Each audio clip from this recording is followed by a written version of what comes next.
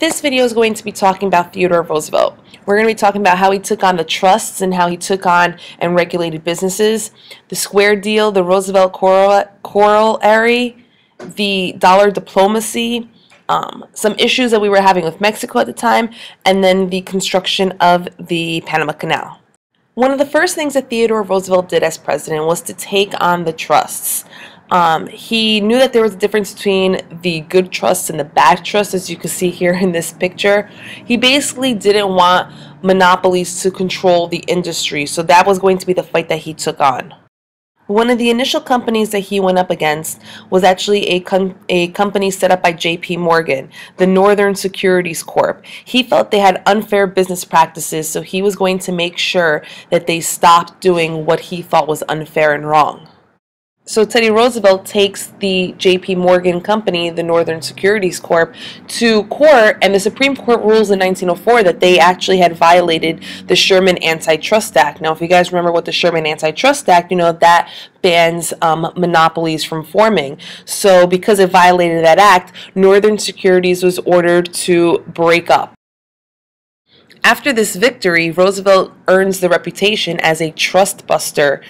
And you can see here in this picture, you have a big fat man that's representing the trust, and then Roosevelt is sitting in the background watching someone that he presumably ordered to squeeze the trust, and there's, all the money's falling out of it, and they're deflating it. This cartoon over here, this drawing, you can see how Theodore Roosevelt is hunting for trusts, and you have the beef trust that is up on the moon kind of hiding or watching out as he's looking for his next target. For re-election, Theodore Roosevelt runs on something known as the Square Deal. The Square Deal is made up of three parts. It was to conserve natural resources, to control trusts, and consumer protection. So the Square Deal was really aimed at helping the middle class and at allowing the middle class to succeed. Teddy Roosevelt worked hard at preserving the nation's natural resources. So something like the Grand Canyon would have been destroyed if Theodore Roosevelt hadn't declared that protected land.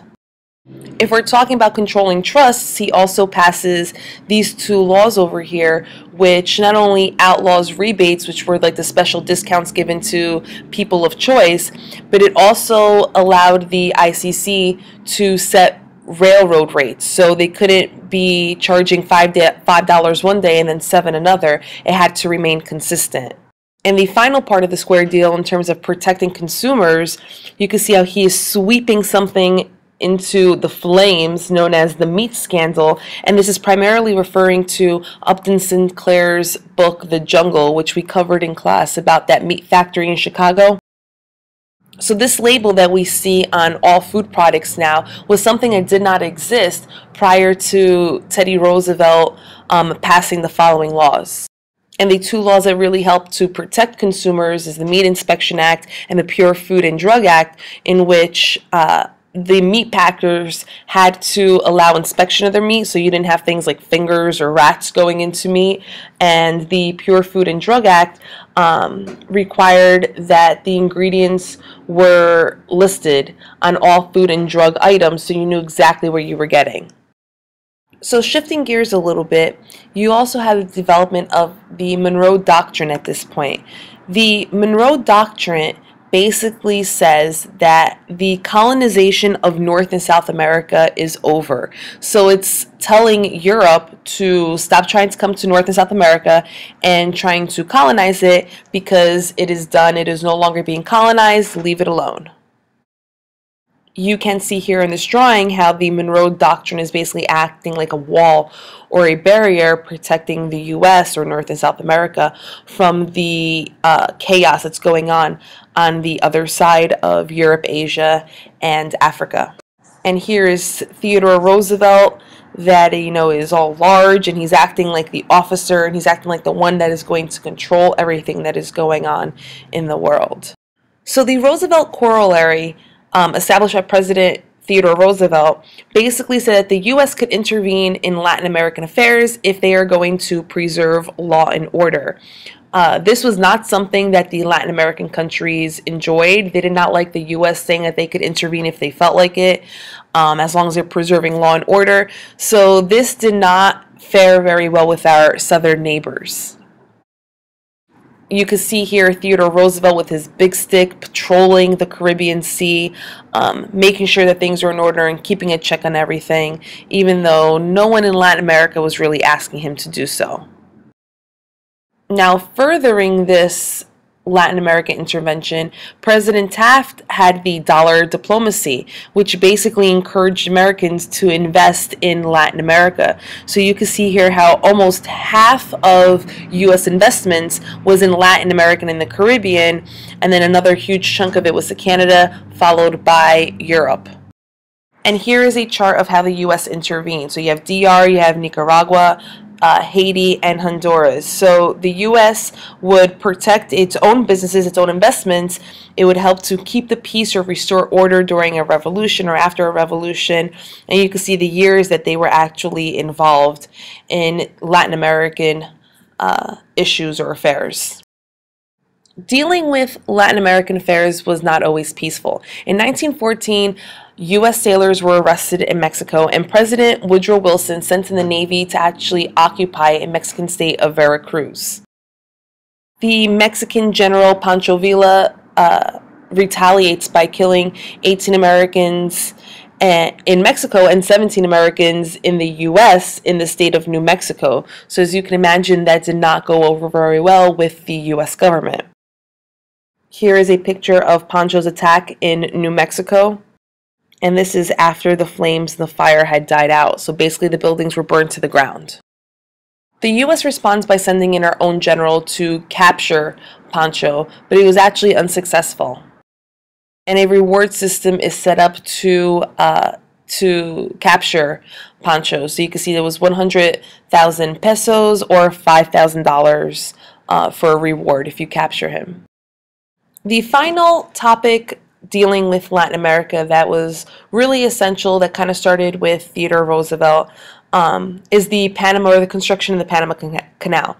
Most people give credit to the Americans for the idea and the construction of the Panama Canal. However, it was actually the French that had this idea of cutting through Panama to connect the Atlantic and the Pacific Oceans. This actually began in 1881. They spent an enormous amount of money, had thousands of men die from yellow fever and malaria before the French finally gave up. It was just too expensive, and it just cost too many lives to continue on with this project.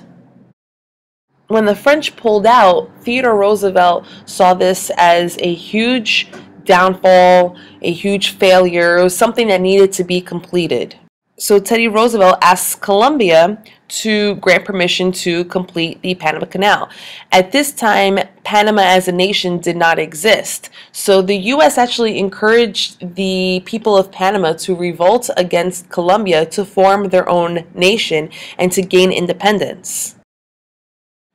But it was almost like this cartoon suggests. It wasn't a suggestion, it was almost like, you're doing this. And they were pointing a big cannon at the people of Panama saying, revolt against Colombia, gain your independence. And it was purely done for selfish reasons because the U.S. wanted to complete the Panama Canal. It wasn't done for the humanitarian support of the Panama people. November 3rd, 1903, Panama officially declares their independence from Colombia, and the U.S. is now given permission to build the canal. Learning from the mistakes of the French, the U.S. begins by actually spraying down the fields where the men were going to be working to destroy mosquito eggs to limit the cases of malaria and yellow fever. The U.S. obviously did not want 20,000 Americans to die while building this canal like the French had experienced. And it was something that the U.S. maintained. It wasn't just once that they would fumigate the area to get rid of mosquitoes. It was something that they did consistently during the entire construction of it. The people that built canal were mainly black workers from the West Indies that the U.S. hired. It was not Americans. And the canal was officially completed in 1914. So Theodore Roosevelt's presidency had a lot of things going on. And a lot of the things that he actually started are things that he didn't finish, but that were finished in the following presidents and, really changed American history and global history. Based on your notes, you should be able to answer the following 6 questions. What did Theodore Roosevelt do to take on the trusts? What's the square deal? How did he manage to regulate railroads and protect consumers? The Roosevelt corollary and the dollar diplomacy, what is it? What issues did the U.S. have with Mexico and how did they respond to it? And then how was the Panama Canal built? And then what role did the U.S. play in it?